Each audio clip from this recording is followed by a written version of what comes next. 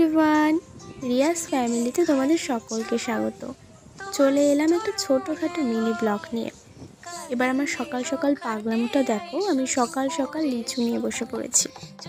আমার মতো কে কে লিচু খেতে ভীষণ ভালোবাসো অবশ্যই কমেন্ট করে জানিও। হ্যাঁ, এটা ঠিক যে আগে লিচুতে যে স্বাদটা পাওয়া যেত সেটা এখন আর পাওয়াই যায় না।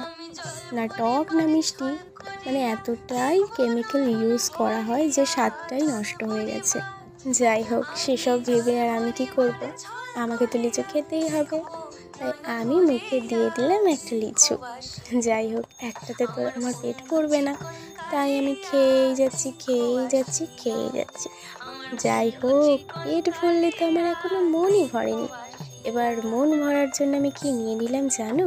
নিয়ে নিলাম মায়ের হাতের তৈরি সেই আচার। সত্যি মায়ের হাতে জাদুই আছে। এই আচারের রেসিপিটা তোমাদের অন্য একটা ভিডিওতে আমি শেয়ার করে দেব। আজ এই পর্যন্তই, টাটা, বাই বাই, ভালো থেকো সবাই।